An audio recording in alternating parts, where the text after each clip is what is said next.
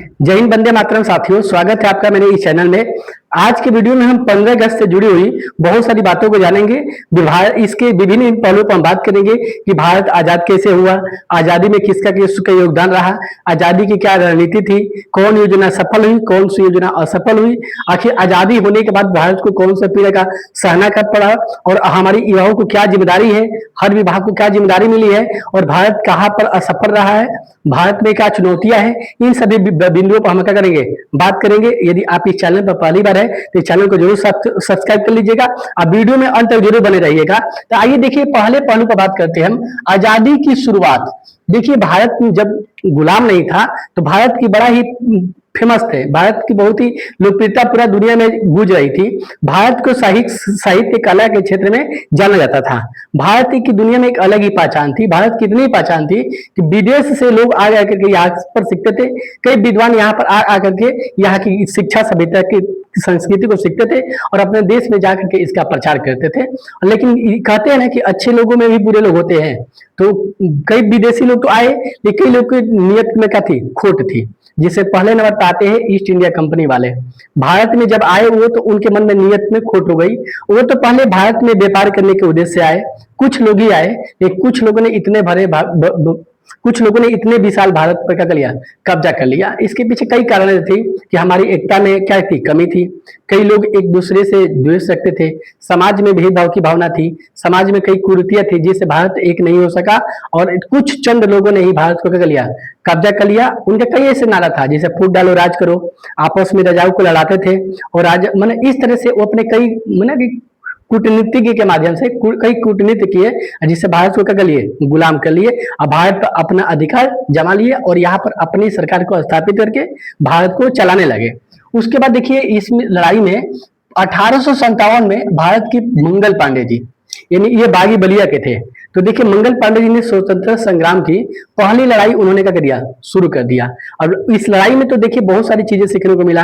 ये तो चूंकि प्रथम स्वतंत्रता संग्राम असफल रहा, लेकिन ये असफलता भी भारत को बहुत कुछ सिखा दिया। ये सिखाया कि लड़नी चाहिए और अंग्रेजों की बहुत सारी बातें पब्लिक को पता चल गई। और देखिए, मंगल पांडे जी इतनी मस्त प्लानिंग बनाए थे कि भारत एक दिन में आजाद हो सकता था। लेकिन कहते हैं ना कि जहां अच्छे लोग वहां बुरे लोग भी होते हैं।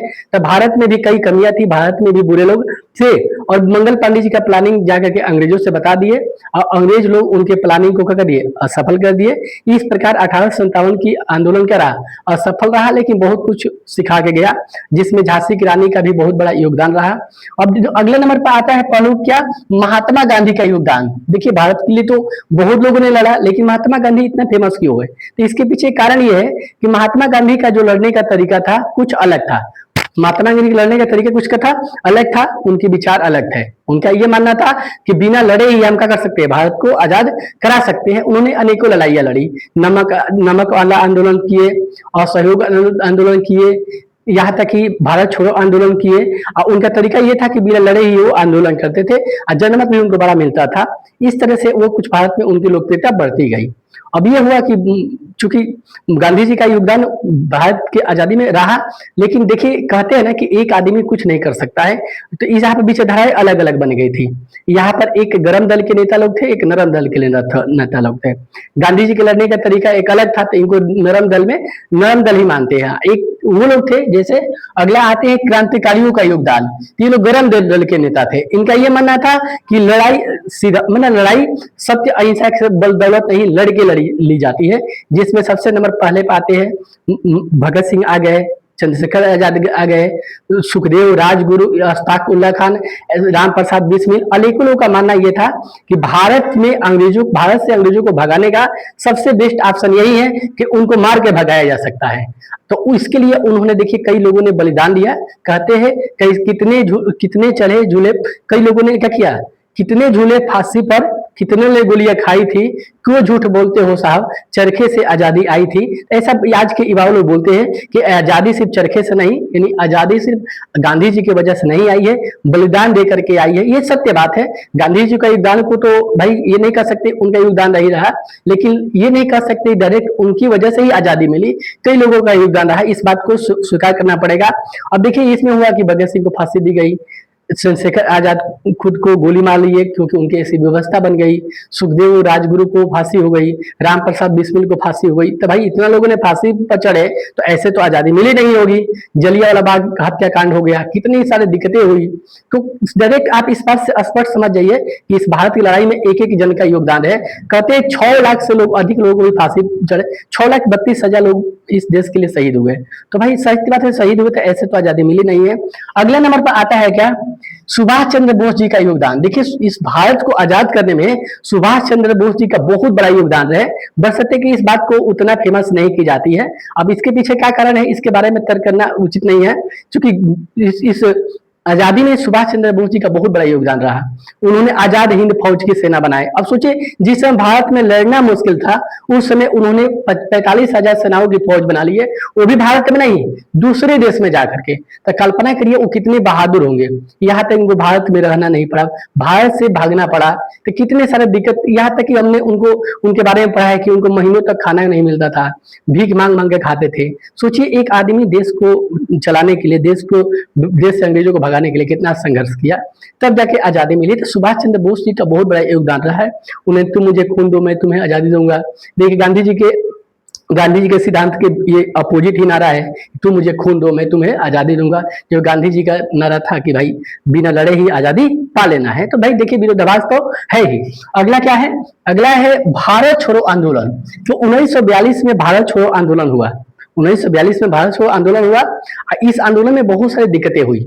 अब ये था कि अंग्रेजों से लड़ा गया। तो देखिए आपको एक बात बता दूं, बलिया का भारत का ऐसा जिला है जो बहुत वर्ष पहले ही आजाद हो गया था। 1942 में बलिया आजाद हो गया था। कुछ दिन के लिए बलिया में एक भारत का शासन लागू हो गया था। तो कहते हैं कि बलिया मैंने सबसे पहले आजाद हुआ था।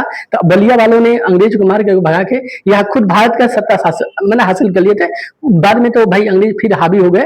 तो उसके बाद हम लोग बैरिया विधानसभा से आते हैं। बैरिया विधानसभा में ही लड़ाई लड़ी गई। तो देखिए 18 अगस्त को बलिया आजादी दिवस सॉरी बलिया बलिदान दिवस मनाया जाता है। तो कहने का मतलब ये था कि बलिया ने बहुत बड़ा योगदान दिया है और गर्व है कि हम बलिया के वासी है, बलिया के निवासी है। देखिए अगला आता है योगदान किसका, 15 अगस्त तब जाके भारत क्या हुआ, 15 अगस्त 1947 को आजादी हुआ। अब देखिए भारत तो आजाद हो गया, लेकिन देखिए कहते हैं ना कि खुशी के पीछे गंभीर होता है। भारत एक तरफ आजादी की खुशी मना रही थी, एक तरफ ये चल रहा था कि भारत विभाजन हुआ था, भारत से पाकिस्तान को अलग किया गया। तो बहुत सारे नरसंहार हुआ, लाखों लोग मारे गए। तो एक तरफ भारत आजादी की जश्न मना रहा था, तो एक तरफ भारत के लोगों में पीड़ा भी था। क्या पीड़ा था, किसका, पाकिस्तान के विभाजन का। कई लोगों को घर छोड़ना पड़ा। और खुद आप कल्पना करिए, भारत से अंग्रेज को भगाया गया और भारत से भी पाकिस्तानियों को भगाया गया। चूंकि मूवी के माध्यम से हमने देखा है कि भारत के लोगों को पाकिस्तान वाले काटते हैं, पाकिस्तान वाले को भारत वाले काटते हैं। अरे भाई दोनों तो भारत के ही न थे, विभाजन हुआ अलग की बात है। चूंकि 1947 के बाद विभाजन हुआ तो अपने लोग लड़े, तो ये भारत को दर्द रहा, इसकी पीड़ा को कोई भूल नहीं पाएगा। अब देखिए इस तरह से आजादी तो मिल गई, तो आप सोचिए आजादी ऐसे नहीं मिली है, कई लोगों का इस आजादी में योगदान रहा है। अब देखिए आज आते हैं, ये अगला टॉपिक है हमारा, आजादी का अर्थ क्या है। देखिए आजादी का अर्थ ये नहीं हुआ कि अंग्रेज भारत से चले गए। भाई आजाद मतलब क्या हुआ कि हम शिक्षा में सोच आगे रहे, हम अपने व्यवसाय में आगे रहे, खेल कूद में आगे रहे, हम अपने विचार से आगे रहे, संपन्न रहे।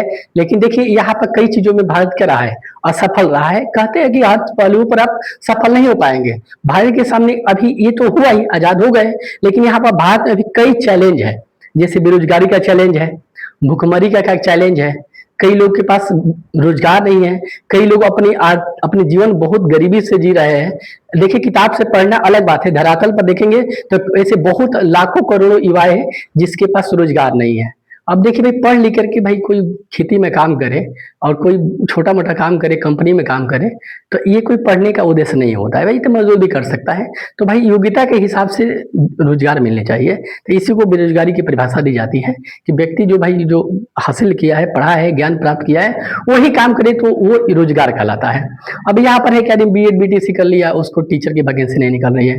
लाखों लड़के डॉक्टर्स क्या बोलते हैं MBBS क्वालिफाई कर लिए, डॉक्टर्स नहीं बन पा रहे हैं। यहाँ तक बहुत सारे लड़के पॉलिटेक्निक बीटेक करके गांव में बैठे हुए हैं, रोजगार नहीं मिल पा रहा है। तो कहीं ना कहीं ये भारत के लिए एक चैलेंज है और हम लोग को चाहिए। देखिए अगला टॉपिक हमारा है युवाओं की जिम्मेदारी क्या है।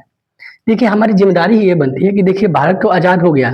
देखिए हम शॉर्ट में ये कह सकते हैं प्रशासन हर जगह नहीं हो सकती है, प्रशासन समाज की सेवा कर सकती है, लेकिन अपने परिवार की सेवा करने के लिए, अपने परिवार के साथ खड़े होने के लिए हमें अब खुद को अब जिम्मेदार बनाना पड़ेगा।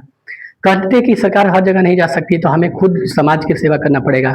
हम युवाओं को प्रेरित होकर के देश की सेवा करनी पड़ेगी।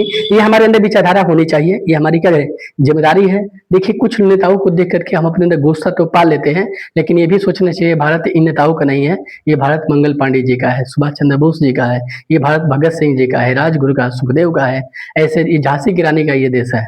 ये कुछ नेता है जो करप्ट है, इनको देख करके भारत को इंसल्ट करने से, भारत को थोड़ा इन भावना से देखने से कोई फायदा नहीं। मन में गुस्सा आ जाता है कि साला इतना भारत, इतना हम लोग पढ़ लिख लिए, इतना हुआ, लेकिन नेता लोग ऐश कर रहे हैं और हम लोग मर रहे हैं। तो देखिए, इन लोगों की वजह से जो लोगों ने मतलब शहीद हुए हैं, जो लोग अपने बलिदान दिया है, उनको हमें भूलना नहीं है। अगला देखिए क्या आता है, अगला टॉपिक होता है कि देखिए इस आजादी हमें क्या देता है, संघर्ष संदेश देता है कि देखिए भाई, जब तक हम अपने अधिकार के लिए नहीं लड़ेंगे, तब तक हमें कष्ट होगा ही। यदि सोचिए, हम लोग भारत के लिए अंग्रेजों से नहीं लड़ते, हमारे योद्धा लोग नहीं लड़े होते, तो आज भी तो हम लोग गुलाम होते हैं। तो ये संदेश देता है कि हम आजाद रहना है, हमें स्वतंत्र रहना है, तो हमें भाई अपने विचारों से स्वतंत्र रहना है, अपने घर के लिए स्वतंत्र रहना है, अपने परिवार के लिए लड़ना है। तो देखिए, अब तो आजाद हमारे देश में अंग्रेज नहीं है। अब हमें किसके लिए लड़ना है, हमें अपने परिवार के लिए लड़ना है, अपने समाज के लिए लड़ना है। समाज में कई कुरीतियां है, उसके खिलाफ लड़ना है। देखिए, मैं कहने का मतलब ये है कि भाई देखिए, रोड पर चलते हैं तो कई बहनें दिखती है, तो भाई ये सोचना चाहिए कि वो बहनें किसी और की नहीं, वो बहनें मेरी है। वो औरत है, किसी और की तो औरत है, लेकिन वो मेरे परिवार के सदस्य की औरतें भी बाहर गई है। तो जैसे हम किसी के बारे में बुरा सोचेंगे, तो हमारी बहन की बेटी के बारे में भी कोई बुरा सोचेगा। आप शिक्षक है, तो आपकी भी जिम्मेदारी है। हर विभाग वाले को जिम्मेदारी का पालन करना पड़ेगा, अपनी जिम्मेदारी से मुकरने की आवश्यकता नहीं है, तब जाके आज़ादी का सपना पूरा होगा। यदि वीडियो आपको अच्छा लगा हो तो इस चैनल को सब्सक्राइब कीजिए, इस वीडियो को अपने परिवार के हर सदस्यों को शेयर कीजिए। जय हिंद।